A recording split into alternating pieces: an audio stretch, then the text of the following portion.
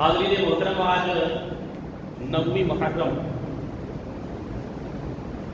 پچھلے جمعے کو حضرت امام مسلم بن عقیل کے 2 بچوں کی شہادت کا ذکر ہوا تھا۔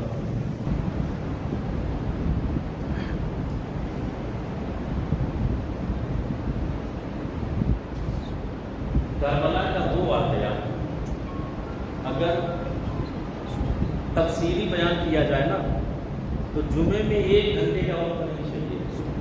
میں تو کہتا ہوں پوری زندگی ختم کر دو کہ مکمل واقعہ بیان نہیں ہو سکتا، کیونکہ 1400 سال سے لوگ بیان کرتے ہوئے آ رہے ہیں، آج تک مکمل نہیں ہوا۔ میں نے پچھلے جمعے کو ایک شعر پڑھا تھا، ہو سکے تو لائیے دونوں جہاں میزان میں، ہو سکے تو لائیے دونوں جہاں میزان میں، میں نے ایک سجدہ زمین کربلا سے لے لیا، میں نے ایک سجدہ زمین کربلا سے لے لیا، میں نے ایک سجدہ زمین کربلا سے لے لیا، ہو سکے تو لائیے دونوں جہاں میزان میں، ایک سجدہ جسے تو گرا سمجھتا ہے، 1000 سجدوں سے دیتا ہے آدمی کو نجات، 1000 سجدوں سے دیتا ہے آدمی کو نجات۔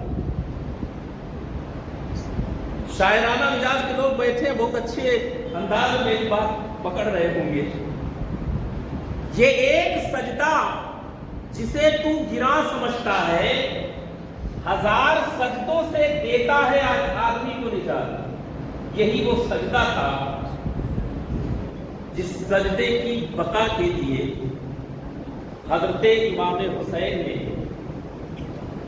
72 جانثار شہید کروا دیے، اپنے خاندان کے افراد شہید کروا دیے، گھر کی بہو بیٹیوں کی عزت داؤں پر لگا دی، لاشوں پر گھوڑے دوڑائے گئے۔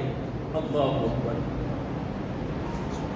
شرع میں لکھا ہے کہ قبرستان میں جب جایا کرو تو قبرستان کی جو حدود ہے اس کے باہر چپل اور جوتے اتار کے جایا کرو، تاکہ قبروں کے اوپر اگر تمہارے پیر پڑ بھی جائیں تو تمہارے ماں باپ کو یا تمہارے آبا و اجداد کو جو زمین کے اندر دفن ہے ان کو تکلیف نہ ہو، ہے نا؟ شرع میں لکھا ہوا، شریعت کہتی ہے۔ تو جب قبروں کے اندر ڈھیروں من مٹی تلے آدمیوں کے جو آبا و اجداد ہیں، ان کے لیے یہ کہا جا رہا ہے کہ ان کی قبروں پر چپل پہن کر مت جاؤ تاکہ ان کو تکلیف نہ ہو۔ اللہ اکبر۔ آپ اندازہ لگائیں، مظلوم کربلا کی لاشوں پر گھوڑے کے ٹانگوں سے روندا گیا،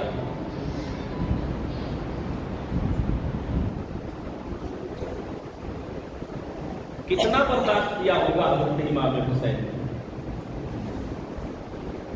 آج ہلکا سا سر میں درد ہو، ایک ہفتہ درد جانے کا نام نہ لے، ہزاروں روپے خرچ کر لیے، ڈاکٹروں کو دکھا لیا، لاکھوں روپے خرچ کر لیے، نہ جانے کتنے ٹیسٹ کروا لیے، پھر اس کے بعد جب جمعہ کا دن آتا ہے تو ہم بھاگے جاتے ہیں امام کے پاس، حضرت دعا کرنا میرے بچے کی طبیعت خراب، اس کے سر کا درد نہیں جا رہا۔ معلوم ہے 3 محرم 1 محرم کا دن تھا، ابھی کربلا میں یہ قافلہ نہیں پہنچا تھا، یزیدیوں کو پتہ لگا امام حسین مدینہ چھوڑ کر یہاں پہ آ چکے ہیں۔ یزیدیوں نے ایک قاصد بھیج دیا،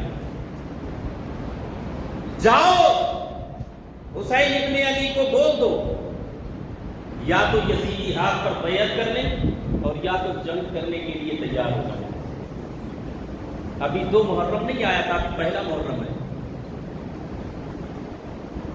اور جو قاصد گیا تھا اتفاقاً اس کا نام حر تھا۔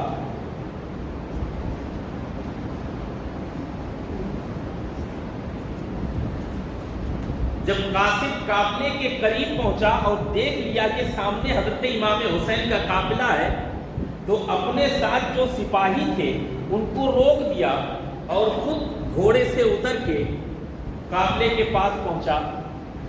اندھیرا ہو چکا تھا، اندھیرا ہو چکا تھا، مغرب کے بعد کا وقت ہے، اندھیرا ہو چکا تھا۔ پیدل پہنچا، امام کی بارگاہ میں ہاتھ باندھے کھڑا ہو گیا، سلام عرض کیا۔ امام حسین نے کہا حور آیا کیوں ہے؟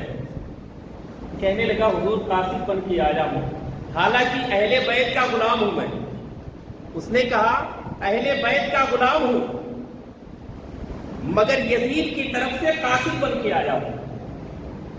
انہی باتوں میں ابھی وقت ہو جاتا ہے عشاء کا، عشاء کا وقت ہوتا ہے۔ حضرت امام حسین اندر گئے، جانماز بچھائی اور بھی لوگوں نے صفیں باندھ لی۔ حضرت امام حسین خیمے سے باہر آئے، کہنے لگے ہو نماز عشاء کا وقت ہو گیا، جماعت عنقریب ہونے والی ہے، اب تو یہ بتا میرے پیچھے دیری نماز ہو جائے گی یا الگ نماز پڑھے گا؟ حضرت امام حسین نے کہا میرے پیچھے نماز پڑھے گا یا تو الگ نماز پڑھے گا؟ اب اتنا کہنا تھا، وہ سوچنے لگ گیا، یا اللہ اگر میں نے وہ جماعت چھوڑی،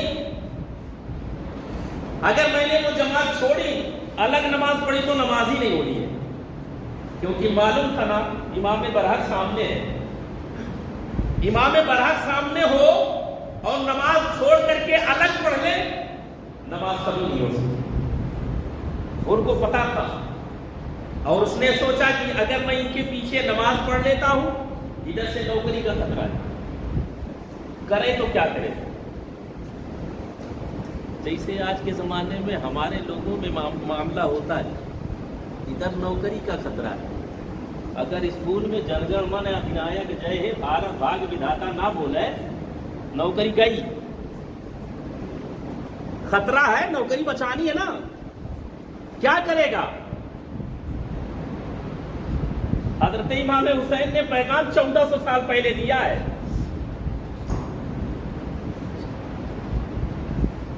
کیا کرو گے؟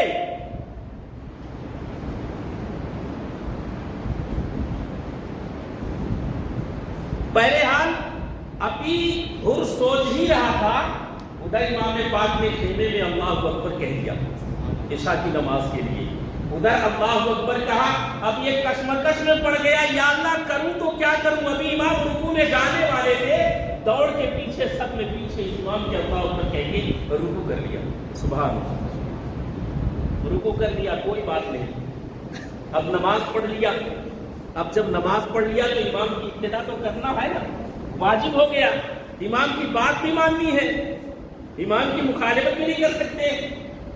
وہ آج کا دور تھوڑی ہے کہ امام کے پیچھے نماز پڑھے، ظہر کی جمعہ کی نماز پڑھ لی، پھر اس کے بعد گئے بازار میں چائے کی دکان پہ بیٹھے تو وہاں پہ امام کی برائی کرنا شروع کر دیا، آج امام نے یہ بیان کیا، مجھے مزہ ہی نہیں آیا، ہوتا ہے نا۔ حر کو معلوم تھا کہ جس کے پیچھے میں نے کہہ دیا پیچھے اس امام کے، اس کے ساتھ غداری نہیں کر سکتا۔ نماز عشاء ختم ہوئی، نماز پڑھ کے فارغ ہوئے،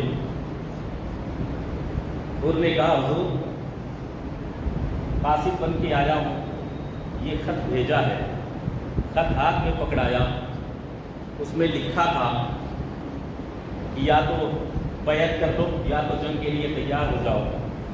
وہ خط پڑھنے کے بعد امام پاک نے حر کی طرف دیکھا تو حر نے کہا حضور یہ کہا گیا ہے کہ اگر آپ بات نہ مانیں تو آپ کا محاصرہ کر کے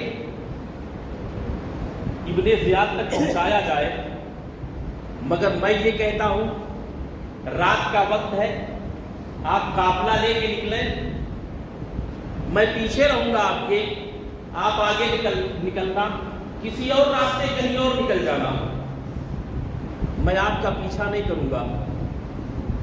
حضرت امام حسین نے کہا حق اور باطل کی لڑائی ہے، سبحان اللہ، حق اور باطل کا معرکہ ہے، پیچھے کیسے ہٹ جاؤں؟ آنے والے کل میں میرے نانا کی امت سے جب یہ سوال کیا جائے گا کہ امام حسین پر جب بات بن آئی تھی، امام حسین راستہ بدل کے کنارے ہٹ گئے تھے، تمہارے امام یہی ہے تو کیا جواب دیں گے میرے نانا کے امتی؟ اس لیے راستہ نہیں بدلنا ہے. حضرت